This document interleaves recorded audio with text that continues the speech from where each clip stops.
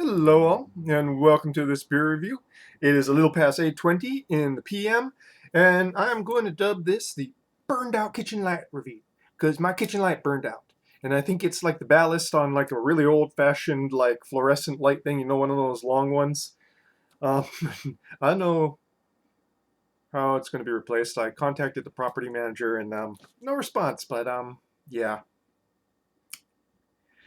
Anyways, what are we reviewing tonight? Well, another Imperial IPA. Why am I reviewing Imperial IPAs when they make my nose run and I don't particularly enjoy them? Well, because they're everywhere, they're cheap, and I don't know. I reviewed a lot of like macro lagers when I first started this channel, and I think I might eventually be returning to them. This one I haven't reviewed yet.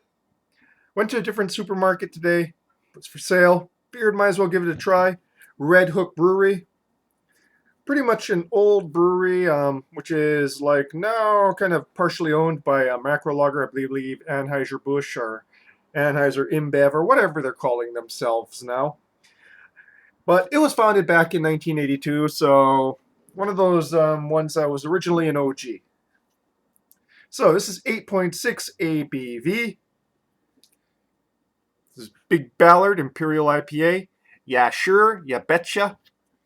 Now, what a lot of people don't know is that Ballard, over in the larger greater Seattle, Washington area, was a place that was heavily settled by Scandinavians. So it kind of had that sort of stereotypical accent that we associate more with the upper Midwest than the Seattle area. But yeah, so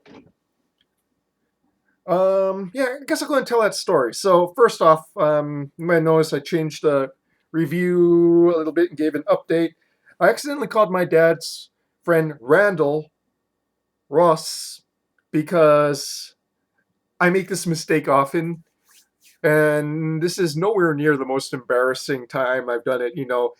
Forgetting the name of somebody who has given me multiple gifts, but but let me tell you about the most embarrassing time. So at this place I used to work at, there was a receptionist, and her name was Beverly, but everyone called her Bev. And, so I started work there, and for some reason, I got it in my head that her name was Deb. Now, you might be thinking, well, that's not too bad, and, I'm a hearing impaired person. It's a mistake that someone would make, but it has nothing to do with my hearing impairment. That's just me, how I am with names. And for some reason, Bev became Deb. Well, Deb was of Japanese descent, and she was also a very large woman. And I always wondered, why would a Japanese person name their daughter Deborah, and get the nickname Deb? Because in sort of slangy old time Japanese, Debu means fat. And like I said, she was a large woman. But, sometimes these things sort of happen. Um, and then a couple weeks in, somebody kind of goes and tells me, her name is Bev, not Deb. And of course, I go and apologize to her, and she was like, these things happen. She was a pretty chill, laid back lady. So, hope everything's going well for her, wherever she is. She's probably retired by now because this was like over 10 years ago. So, yeah. Anyways, that's my story of how most embarrassing time I messed up a name. And yeah, that's kind of filler for this review because I'm pretty sure it's going to be quick. It's an IPA. My nose is going to start running 5 minutes in. Yeah, sure. You betcha. So, without much further ado, let's get straight into this, shall we?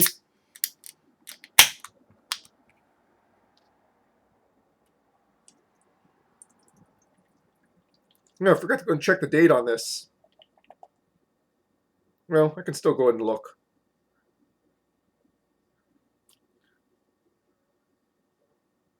Packaged on April 9th, 2022. So pretty fresh still yet. Say 3 months old. Give a fairly vigorous pour here. 2 fingers worth of thick, fluffy off-white head. Nicely carbonated. Sort of a golden orange color.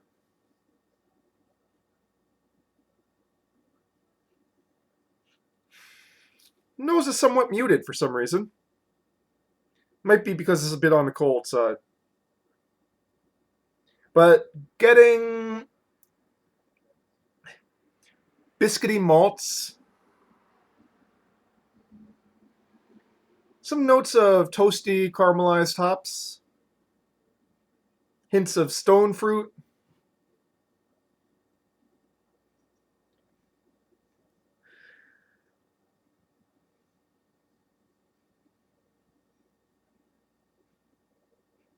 Definitely more malt-like notes on the nose here.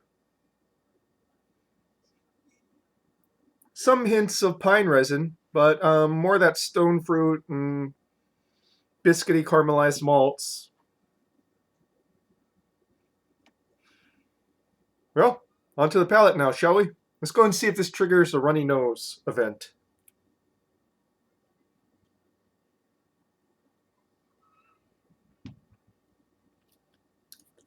Yep, there's their pine resin, right on the palate.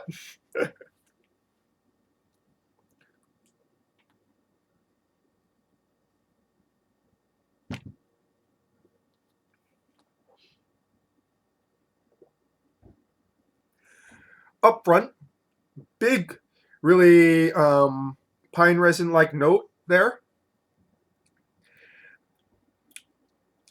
That transitions into a sort of grapefruit, citrus, zest vibe into the long finish. Very slow transition over the front, through the mids, and into the finish.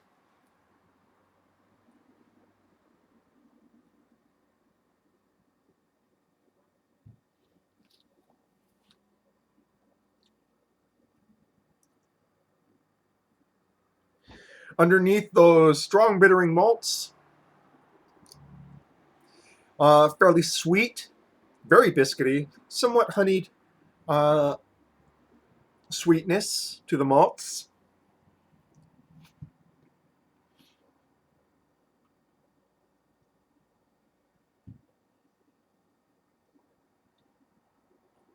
It's kept from being cloying by the strength of the bitterness, the hop bitterness. So I would say it's balanced for the Imperial IPA style. Not too, too much one way or the other. Fairly long, lasting, bitter hop finish. But I wouldn't say tongue scorchingly so.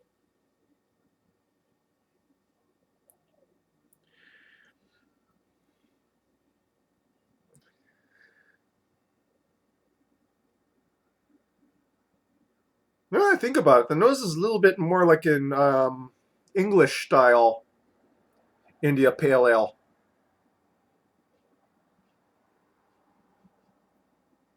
It's just kind of lacking that earthiness I associate with English style India Pale Ale. But yeah, definitely more malts, and what hopping is there is lending more towards a sort of stone fruit vibe going on there. But once you get into your mouth, yeah, that bittering hops is very, very much New World, old style New World. I guess Pacific Northwest, California, old, bittering hopping.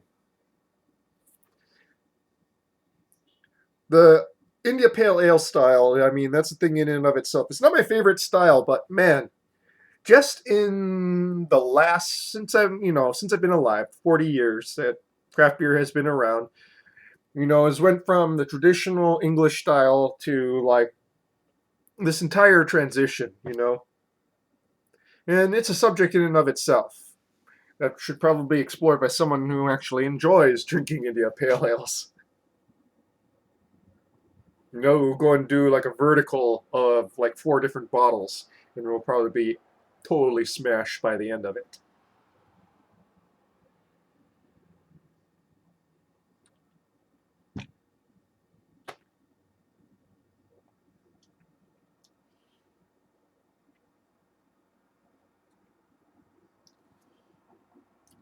Effervescent top note is pretty muted.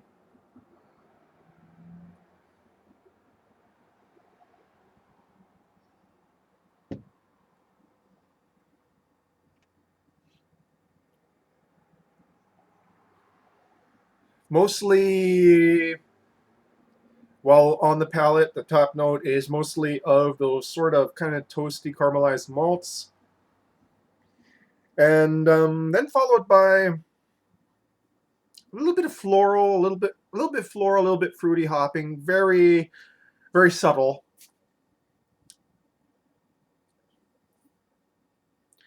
Again, not much, not much in the way of what we think of hop presence in the bouquet in the nose.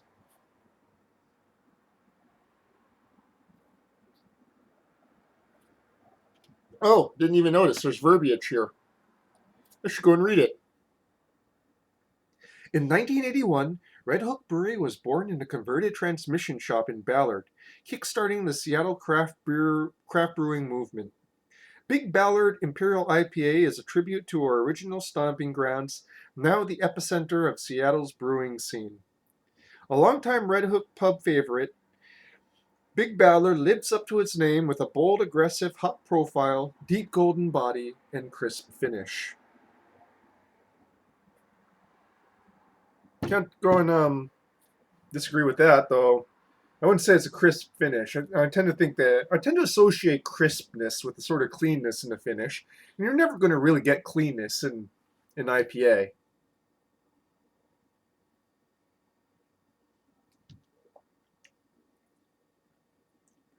Though I guess it could be considered less cloying than many Imperial IPAs are.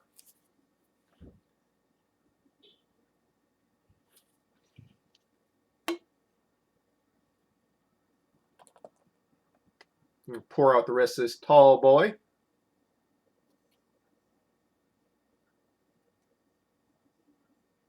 Probably poured it a little bit too vigorously, but them's the breaks.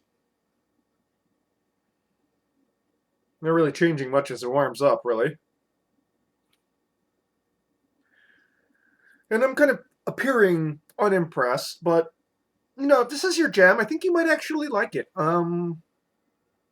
Due to the fact that one, it's balanced, which is an issue that many IPAs have, and two, just some little interesting quirks about it. The fact that it has some old world style aspects, that it's not slapping you upside the face in the nose.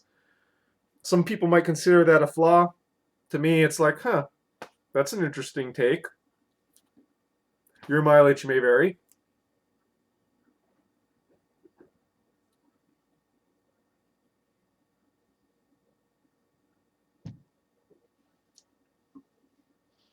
Drinks like an 8.6. No booziness, so that's another plus for it. Especially since it's pretty warm right now. Definitely not getting any aspects of booziness, though. Just from the mouthfeel, very thick, heavily oily mouthfeel, you kind of get that. This is not light. This is pretty high ABV, but you just don't get that booziness that I find unpleasant and is in a disturbingly large amount of beers nowadays. Note to beer brewers: don't try to cover up booziness with amping up the hops. You just can't do it, okay?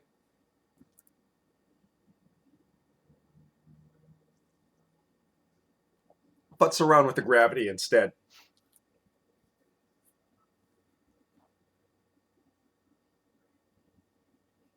Yeah. So, if Imperial IPAs are your thing,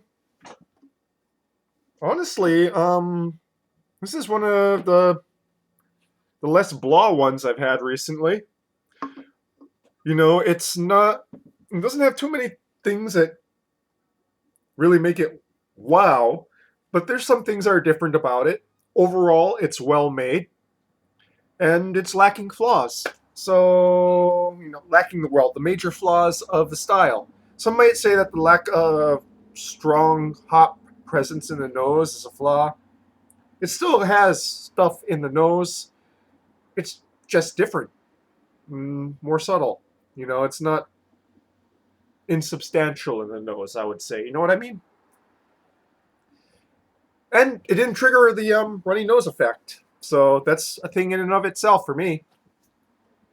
Well, folks, Red Hook, Big Ballard Imperial IPA. You have your review of it. Tomorrow, a very special review, doing off the cuff to a certain respect. And that, folks, is your beer review for this evening. Cheers.